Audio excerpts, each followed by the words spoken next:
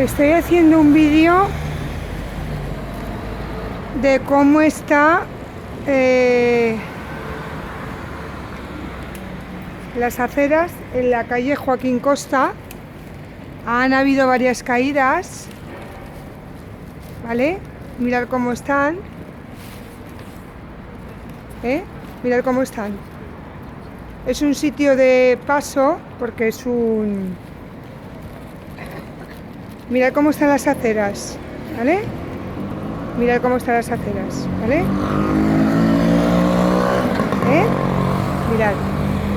Y aquí nos encontramos el famoso carril, ¿vale? El famoso carril de bici. Entonces, yo me parece muy bien que hagan un carril, bueno, no me parece bien, pero que arreglen.